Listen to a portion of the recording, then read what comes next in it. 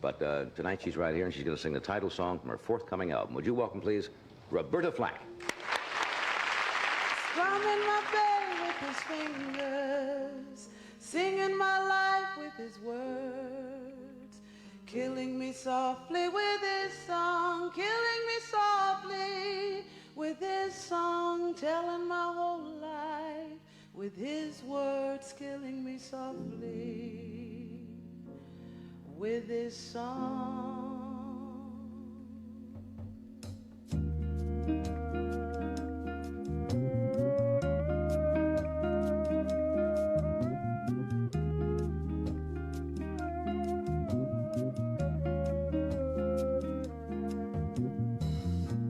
I heard he sang a good song, I heard he had a style, and so I came to see him, to listen for a while. And there he was, this young boy, a stranger to my eyes, strumming my pain with his fingers, singing my life with his words, killing me softly with his song, killing me softly with his song, telling my whole life with his words, killing me softly with his song. I felt all flushed with fever, embarrassed by the crowd. I felt he found my letters and read each one out loud. I prayed that he would finish, but he just kept right on, strumming my pain with his fingers, singing my life with his words, killing me softly with his song, killing me softly with his song, telling my whole life with his words, killing me softly with his song. He sang as if he knew me in all my dark despair, and then he looked right through me as if I wasn't there, and he just kept on singing, singing clear and strong, strumming my pain with his fingers, singing my life with his words, killing me softly with his song, killing me softly with his song, telling my whole life with his words, killing me softly with his song. Oh,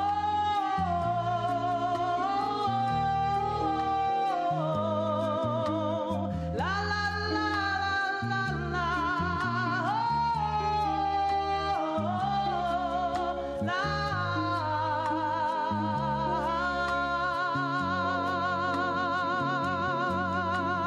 la, strumming my pain.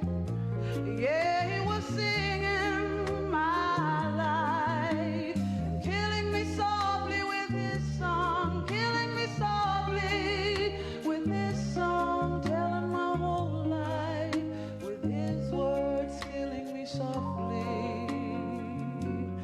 with his song.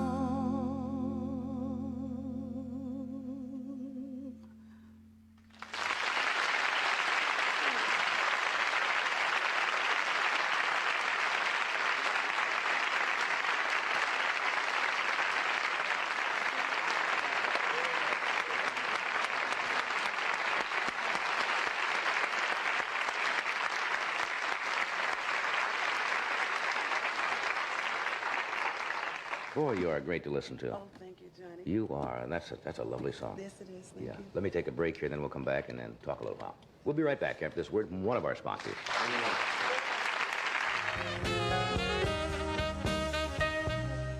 We are back now.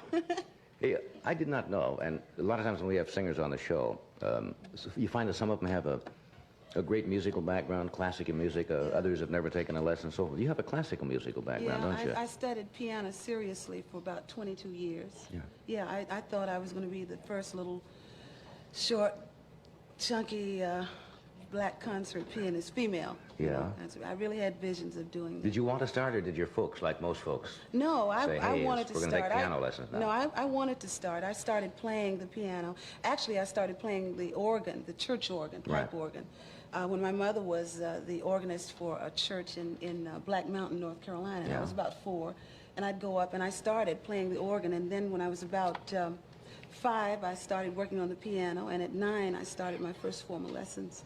So I've been at it a long time, you know. But that's a great background for It is, popular music. It a lot of really people don't is. realize that. It but I is, think and it's Dave almost... Brubeck and lots of pop musicians or Right. jazz musicians have that classical background. Right. And it's, I think, of the two things, you know, to have it or not to have it, it's far better to have it because it enables you to stretch out and to go into so many other areas. There was a time, as Doc could tell you, when people used to think that classical musicians couldn't play popular music, you know, but it's, of course, no longer true. Yeah, well, I think a lot of the young kids start today sometimes misinterpret that, and they think they're just picking up a guitar and sitting around and, you know, you go to a certain level and that's as far as you go without that background behind you, right? Well, there's a difference, Johnny. The difference is in being a musician and being a performer. To be a musician, it is necessary to study. I mean, anybody, and to practice, of course. But to be a performer, it's not. You can go to a dime store and buy a guitar, go down in the basement, and woodshed, as we call it, and come up, write a tune, and make $3 million overnight. You know, so that's it's kind of hard. How do you do that again? Just into the basement? And that's what I want to do, down to the basement with a guitar and make those $3 million. Listen, that's the way it happens. It does, really does. occasionally. Yeah, it does. And it's sort of unfair in one sense, you know, when you practice so long and you spend. I think I spent, the last time I took a formal piano lesson, I paid $60 for a half hour. And I missed 10 minutes, so I got 20 minutes for the $60, you know. It's increased, hasn't it? Oh, it has increased. There's no more 50-cent lessons. I remember that. That's exactly when I was taking lessons, about 8 years old. It was 50 cents. You'd go for the whole hour. Yeah. And they make you stay there for the whole hour. Now, if you're a half hour late, you get half hour for whatever it is. You just did a television special, and some of the reviewers said it wasn't the real Roberta Flack. What do they mean by that? And I don't know what they mean by that. I don't think anybody knows, you know, the real Roberta Flack any better than I do. And one of the things that was important to me on this particular show, because it was my first one, was the fact that I had a lot of say-so about the creative direction of the show. And in essence, I was the musical director. They didn't list it on the show, but I had everything to say about the selection of music, the way it was programmed, and that sort of thing. So it was my special, and I loved it to death. I thought it was great. Well, maybe they were seeing a side of you that they didn't know existed. Yeah. Which could They be probably true. didn't know I could just stand there and do it for a half hour. You have you have an interesting thing you want to do that you want to accomplish, right, with your act, and Yeah. What are you talking about? about the African situation. Yeah. Well, that is interesting. That doesn't have anything specifically to do with my act. Right. It's just that I am interested in these particular countries. There's 6 of them in Central Africa, East Africa, Mali, Niger, Senegal, Upper Volta, and Mauritania, and one other one. And as you probably know, there's this great famine going on there. And ironically, and this is really true, about 3 months before the famine hit, someone in an organization called Africare approached me about being a member of the board of directors and about doing something. So we got together with some other musicians, Stevie Wonder and a couple of other groups, and we just put together a show, a tour that we're going to take over in February. But the interesting thing about it is that the program that we're involved in is a preventive one, and had we been able to get it going a little sooner, perhaps we could have stopped that terrible thing. The famine has affected a group of about 30 million people, and they expect 10 million people to die by September 1st. It's incredible, and It's we're so incredible. removed And it's not a from it. political disaster. It's a natural disaster. These people don't have water. They don't have wells. They need one well, whatever the depth of a well is. They need that kind of well to take care of the water needs for a village of, let's say, 150 to 200 people. And people travel 50 and 60 miles, walk 50 and 60 miles to get 2 buckets of water. And it's a very tragic thing, you know, and it's been going on for years. So we are involved in trying to get it together and doing something for them. There was a special on television the other night about Mauritania, and they said it's incredible. It's like a cycle that happens, something like once every 30 years, and it's upon them, and sometimes it's too little, too late. Right. Well, I think one of the reasons why I'm interested is because I feel that at this point in my career, I am one of those fortunate black entertainers in our country who can go out and reach other black people and make them contribute to eliminating this sort of thing. And I think they want to. Everybody wants to be a part of that. Right. So it was my brainstorm. I'm very proud of it, and we're following through with it. We've got some money for it, and they're going to do a film with it. And you know, all of the money right. is going to go back to these people. So that's great. It must give you great personal satisfaction. It to does. Be able to do that. It really does. It really does. Yeah. Let me take a break here, and you're gonna do another number for us? Yeah. We got everything working over here now. All right. Everything's repaired. We'll be right back. Who's my sponsor?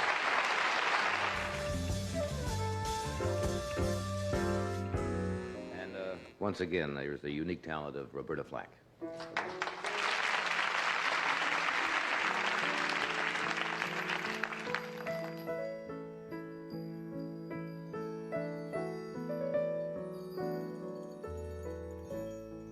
Nobody feels any pain tonight as I stand inside of the rain. Everybody knows baby's got new clothes. Lately I've shown my ribbons and my bows and my problems from my curls. Queen Mary is my friend, and I believe I'll go and see her again. Nobody has to guess Mary won't be blessed till she finds out she's just like all the rest, with her problems, her amphetamines and her pearls, and she takes like a woman, and she makes love just like a woman, and she aches just like a woman, but she breaks up like a little girl. And it was raining there at first, and I was dying of thirst, so I came in here. And a long time trust, it hurts, but what's worse is this pain in here. I can't stay in here. Ain't it clear?